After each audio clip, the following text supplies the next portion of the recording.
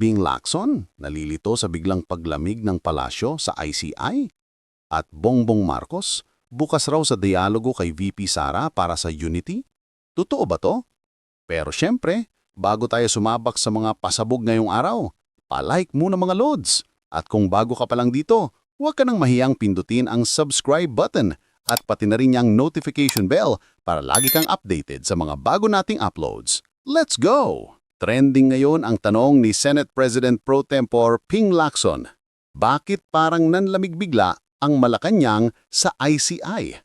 Oo, narinig nyo yan. Nagtataka raw si Lacson kung bakit tila biglang nawalan ng gana ang palasyo sa Independent Commission for Infrastructure o ICI, lalo na ngayong umiinit ang issue ng flood control scandal. Pero kahit na parang nag-iba ang ihip ng hangin sa Malacanang, matatag pa rin si Lacson. Sabi niya, solid pa rin ang tiwala niya sa ICI. Kumbaga, guys, relax. Ginagawa nila trabaho nila. Quote pa niya, nagtataka ako kung bakit biglang nawalan ng gana ang Malacanang. Pero naniniwala ako na ginagampanan ng ICI ang layunin nito sa paglalantad ng mahahalagang impormasyon. Ibig sabihin mga lods, kahit may panghihinang nararamdaman sa taas, tuloy ang hukay ng ebidensya. Ang tanong ngayon, may aabutin ba itong mga hinuhukay na ito? Makakasuhan ba talaga ang mga sangkot? Kaya ngayon, nakatutok pa rin ang madlang people sa magiging resulta ng imbestigasyon. Kasi kung totoo ang mga anomaly sa flood control project, naku po, mayayanig na naman ang politics natin. Samantala sa iba pa nating political update, aba mga kababayan, mukhang may bago na namang twist sa Marcos Duterte storyline. Ayon sa Malacanang, open daw si President Bongbong Marcos sa pakikipag-usap kay Vice President Sara Duterte. Alang-alang daw yon sa unity at national interest. Oo, kahit pa mainit ang tension lately sa kanilang dalawa. Sabi ni PCO Acting Secretary Dave Gomez, ilang beses na raw sinabi ng Pangulo na hindi siya nagsasara ng pinto sa sinumang gustong makipagdialogo, lalo na kung para sa katatagan at kaayusan ng bansa. Quote, hindi siya sarado sa pakikipag-usap. Si Sara Duterte ay nananatiling vice-presidente at bukas naman ang Pangulo sa dialogo sa sinuman para sa pambansang interes. Pero alam naman natin mga lods, hindi na ito simpleng tampuhan lang. Nagkaroon ng lamat ang Marcos Duterte Alliance dahil sa mga sunod-sunod na political issues at lalo pang tumindi nang ma-involve ang ICC sa kaso ng dating Pangulong Rodrigo Duterte. Kaya ang tanong na yon, magkakatuluyan ba ang unity talk na yan? O isa lang ba itong political move pambananse sa lumalalang hidwaan? Abangan natin mga kababayan dahil pag nagkaharap ang dalawang ito, siguradang may malaking epekto yan sa politika sa buong bansa. Panoorin natin ang naging panyan at mga pahayag ni Senator Ping Lacson. Opo, gandang umaga po. Nagulat po ang lahat sa inyong mga binanggit kahapon. Linawin lang natin, Senator Ping. So, kino-confirm ninyo yung binanggit ni Saldico na meron talagang 100 billion insertions. Totoo yan, sa BICAM. Opo. Tama yun. Pero, hindi para kay BBM, kundi may ibang tumarabaho, ginamit lang ang pangalan ng Pangulo. Tama rin yun, Jerry. Paano po ang nangyari doon po sa mga hindi nakasubaybay doon sa talumpati po nyo, Senator? Paano na-insert? Who initiated the insertion?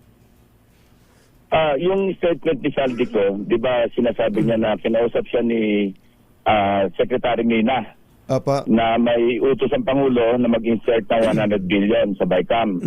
At ito'y kinumpirma ni Undersecretary Adrian Besamin. Kaya naniwala siya, siyempre, pagka assuming na na totoo pa rin siya sabi niya, no? Pag si Mina na pangandaman at si Adrian Besamin ang nagsabi sa iyo, at ikaw ay wala naman direktang pakipag-ugnayan sa Pangulo, maniniwala ka. Kasi may representation talaga yung dalawa. So, ganoon na nangyari. At totoo nga, validated na meron talagang yung mga items na nakalista sa kanya nung chinek namin, totoo yun. May mga parang typo, may mga hindi tugma, pero lahat halos, yun talaga yung 100 billion. Now, Friday siya, habang nagkakaroon kami ng pagdinig, nandun naman siya sa social media, I think sa Facebook, ano. Opo. Si Yusek, person namin noong araw na yon. Now, Sunday, tumawag yung kanyang camp sa akin, ano, Sunday na umaga.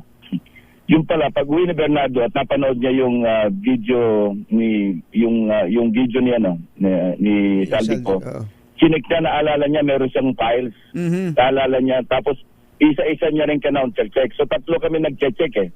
Nag-check ako, nag-check si Senator Gatchalian, nag-check din si Bernardo.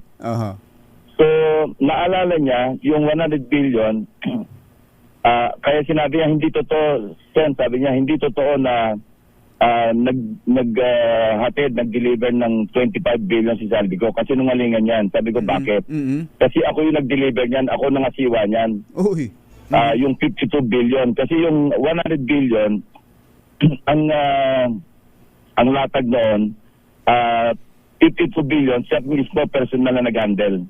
Kinahandle sa kanya ni Olaybar.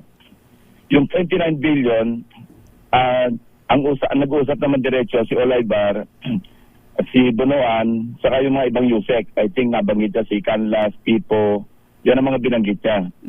At yung 19 billion o 18 plus billion, yun yung sa mga iba't ibang ahensya na, national agencies, na hindi niya na alam. Now, tinuloy niya, nung kinukwento niya, sabi niya, at least 10 deliveries ang ginawa niya. Ang hiningi sa kanya, ni Olaybar, 15%. Para sa grupo. Tapos, humirit pa, gawin na raw 16%.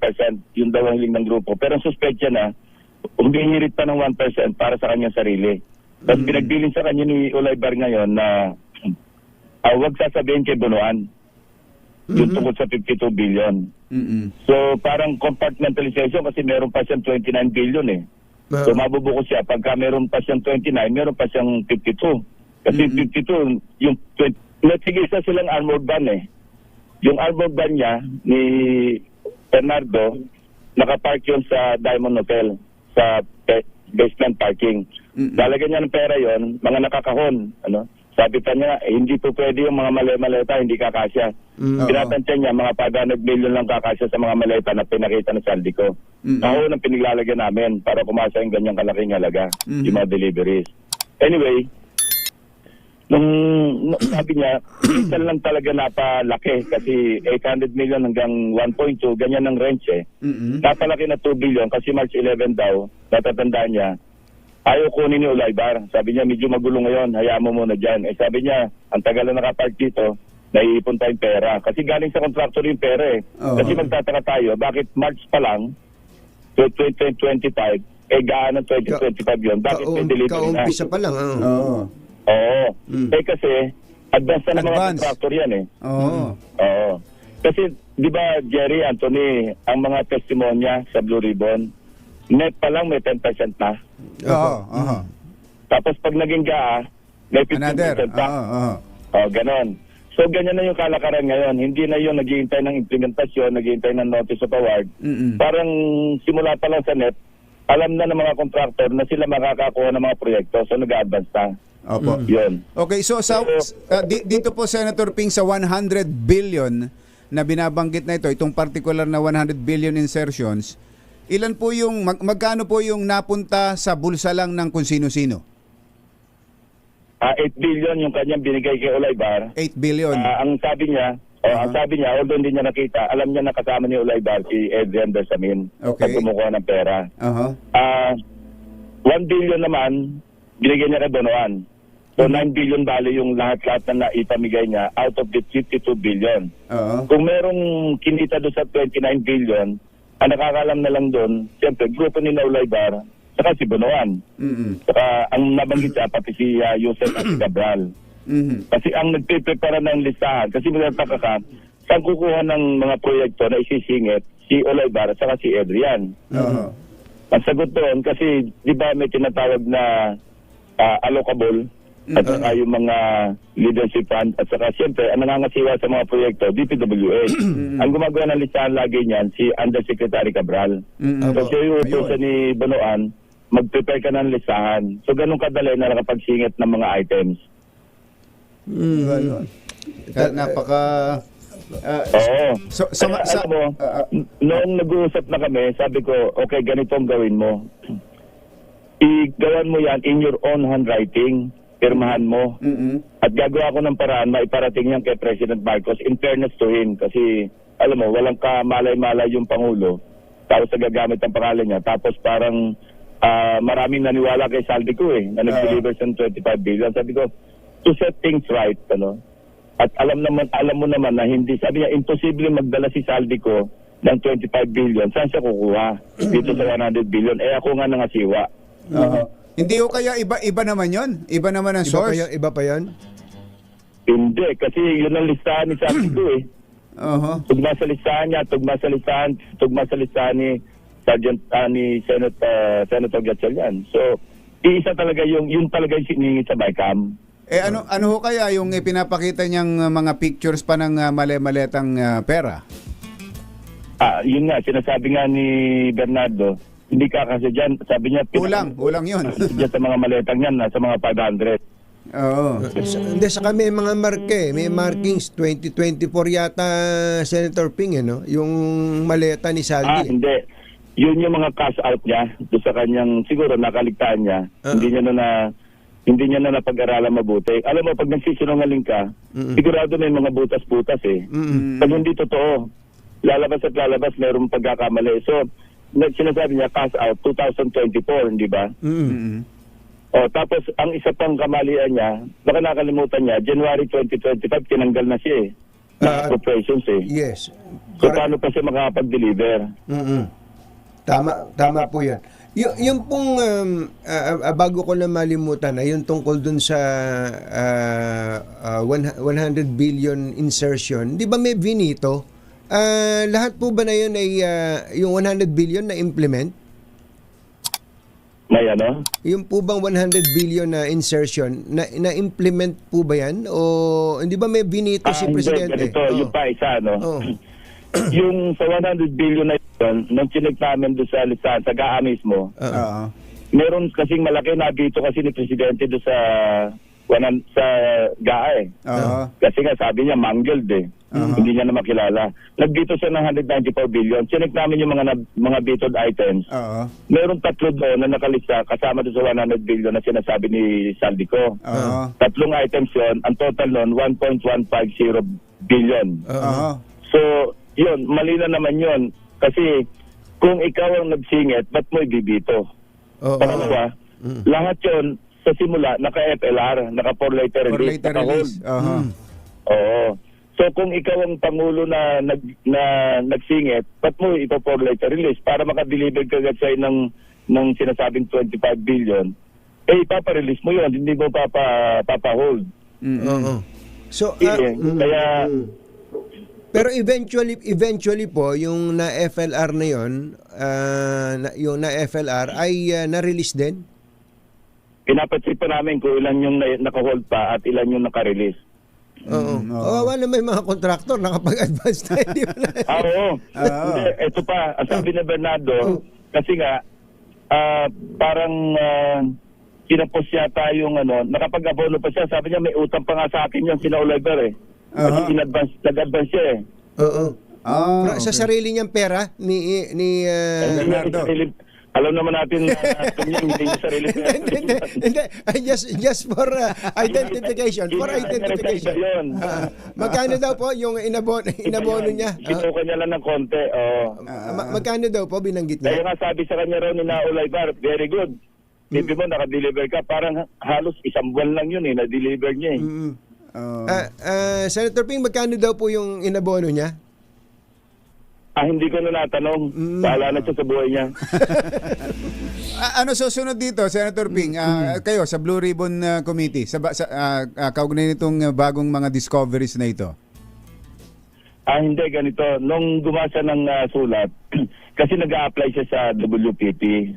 Nag-a-apply siya ng as a state witness. At ongoing yung pag-process. Ang concern niya, sabi niya, pagka nagsulat ako nito, kailangan i-convert ko ito agad sa supplemental affidavit. Sabi ko, gawin mo na yan. At kakausapin ko yung Secretary of Justice, si Secretary Vida, na ito kasi may urgency, ginawa mo lang to sulat, pero eventually gagawin mo ring supplemental affidavit yan. So I think nagawa niya na yan siguro, no? Dahil sabi ko, sabihin mo na sa lawyer mo, mag-coordinate na sa DOJ para hindi ma-discarril yung iyong application. Kasi yun ang isang concern niya eh.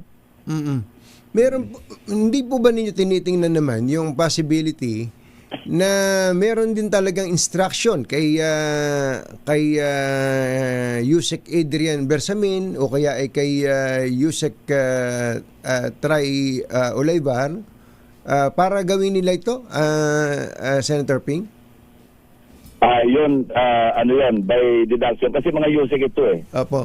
Ngayon, tuloy ko lang, napadala yung sulat kay Presidente Monday ng 2 p.m. Nag-usap sila ng tao na nagdala. Kaya nga, di ba, nagkaroon ng courtesy resignation noong Monday afternoon. Yes. Ngayon, alam mo, sa kabaitan ni Pangulo, courtesy resignation, pero noong tanghali na yon, nando si Secretary Pangandaman sa Senado, kasi nga, DBCC, yung General Principles, may interpellation kami sa plenaryo. Opo. So nagmamadali siyang umalis, no, kasi may text siya natanggap. Yun na yun, pagdating sa Malacanang, sinabi courtesy resignation. Pero walang courtesy resignation na wala sa kamalay-malay. Opo. So In hindi... other words, they were asked to resign. Alam mo, I could have suggested, I think, nabanggit ko doon sa tao na magdadala. Sabi ko, siguro maganda gawin ni Presidente para talagang may pakita na talagang wala siyang alam dito at saka dapat magalit talaga siya. Tanggalin niya tapos paimbestigahan niya. Na sa ganun, maliwanag, kwentas klaras na talagang wala napakabait Resignation pa rin, out of delicatessa ang ginamit pero dito ho kay Secretary Pangandaman tsaka kay ES Bersamin, sa harap po nitong mga bagong discoveries na ito, sila ba dapat dapat na pag-resignin at o palitan sa pwesto? Basta, hindi, wala na sila, di ba? Wala na silang dalawa Opo, pero yun nga sabi niyo hindi naman ito courtesy resignation kundi pinag-resign. Sa statement ni Bernardo, kasi tawag si Bonoan kay ES Bersamin. Sino bang paano ba itong 52 billion? Paano ba papacilitate? Siyempre kailangan i-release Ang sagot, hindi na kami na bahala dyan. We'll take care of it. So, nabanggit din si ES Bersamin ni Bernardo.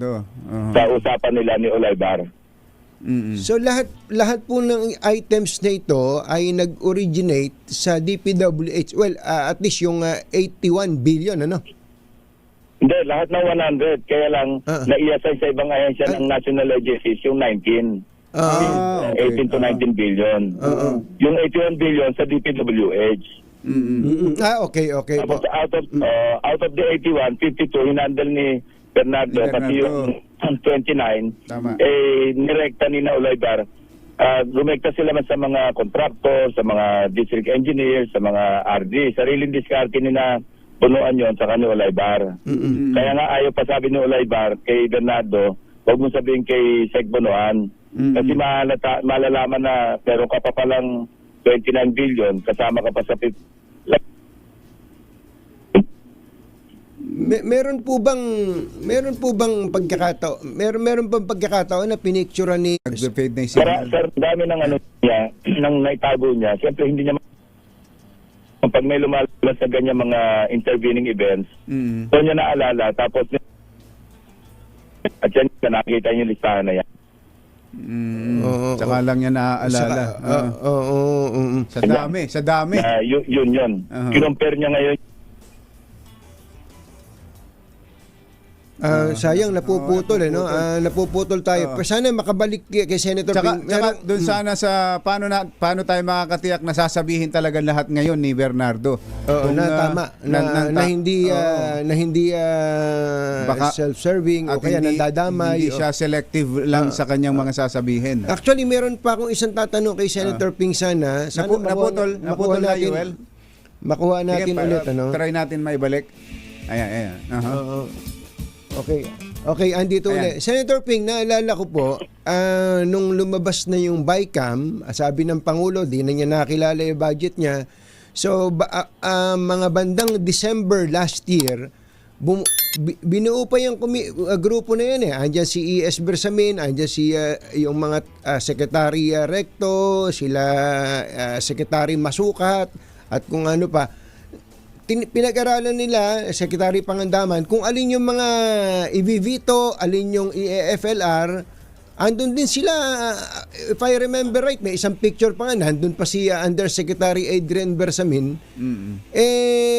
Yung mga yung Vinito, tapos yung FLR, kasama lahat ng mga in-insert na iyon, andun sila lahat.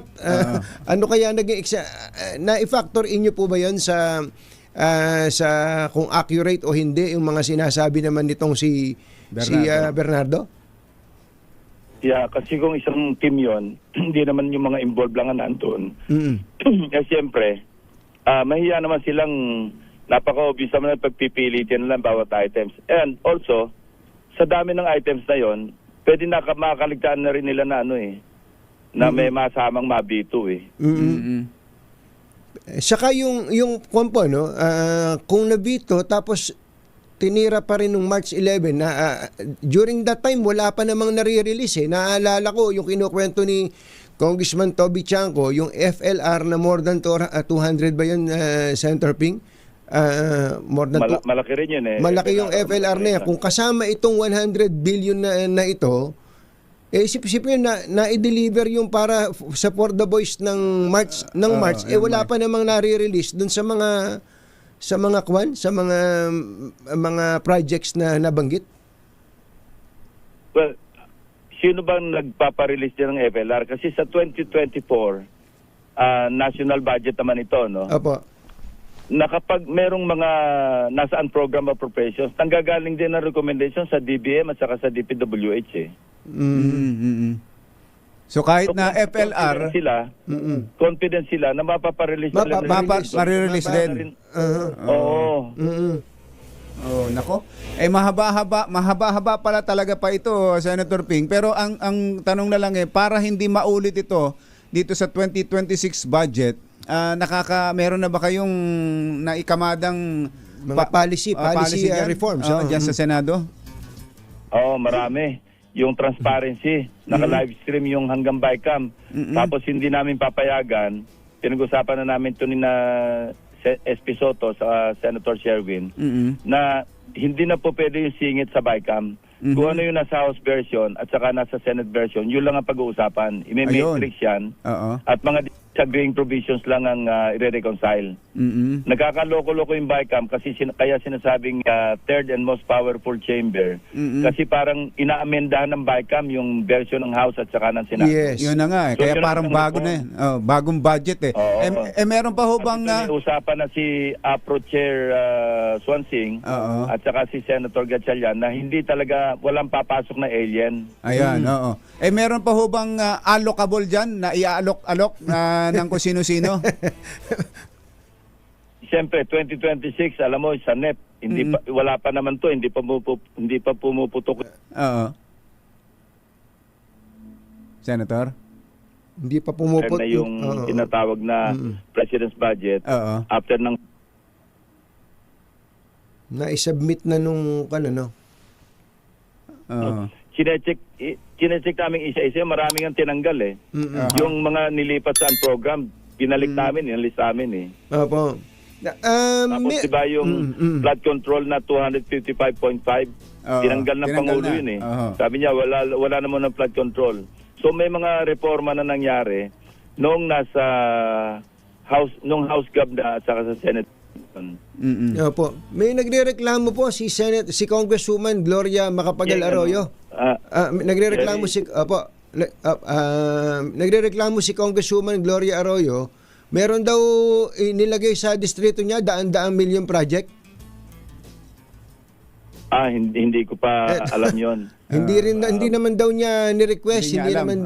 ayun. Pero party po ito ng 2026 budget na po, Senator Ping. Ay, check namin sa Senate version kung ano yon. Opo. Kung hindi niya alam, patatanggal namin yon. Ayun, nagrereklamo siya. Last na lang po, Senator Ping, sa ibang topic naman, ano. Nung pong isang araw na nagsalita si Senator Amy at pinatigil nga ng Iglesia ni Cristo, yung pong rally, dahil hindi naman yung parte ng usapan tungkol sa GAA, dapat ang i-discuss niya, inambush ni Senator Amy yung INC rally. Tingin niyo po ba, at kayo naman may mga access pa rin sa Intel community, yung bang ginawa ni Senator Amy na yun, meron bang kasunod na hakbang sana to oust the president? Well, obvious naman ang motibo, politika eh. Kasi sunod-sunod yan lumabas si Saldico. Tapos sina Mike Defensor nagsasalita ng kung ano-ano na binugbog yung isang aide ni Saldico. Puro kababalagan. They really don't care at all. Kung alam nilang kasinungalingan na sinasabi, basta't makapag-destabilize. Obvious sunod-sunod yung yung mga events Kung ako yung mag-analyze, talaga orchestrated, calibrated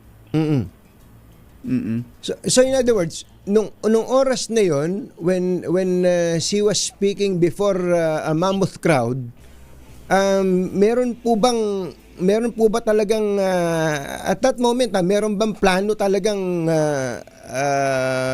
magmarcha na sa Malacanang, kundi lang pinull out ng Iglesia ni Cristo yung rally, yung mga kapatid? Hindi, mabuti nga ang ginawa ng pamunuan ng INC, di ba? Opo. Hindi nila pinapapasok yung may mga BBM resign. Opo. Kaya ang ginawa From nga ni the very Senator beginning, Amy, talaga. sasabing BBM resign, sinasabi niya, umuwi na tayo. Yun din yun Ano ba sinabing pag umuwi na, pinauwi niya na, resign niya. So siguro, nabasa rin ng pamunuan ng Iglesia ni Cristo na although nakakubli doon sa salitang umuwi na tayo, BBM resign din yun Kaya siguro yun ang naging dahilan din kung bakit napaagang pagka-pull out, di ba? Dapat 3 araw. Mas alam nyo yun kasi alam nyo naman nangyayari sa loob sa inyo Si Saldico ho, anong intel ninyo, Senator Ping? Na nasa kabilang, may mga chismis kasi na ito'y naabot na ng DDS. May balita pa nga nababalik So itatiming din siguro na kung talagang totoong babalik, tatiming nila. Pero may problema siya pag bumalik siya. Kasi nagpal na ng information ang ombudsman sa Sandigan Bayan. So, in a matter of days, lalabas siya ng warrant na walang bail. Hindi na siya uuwi ngayon kasi pag umuwi siya, bilibid na, hindi pa pala bilibid, city jail na siya. Senator Ping, salamat po.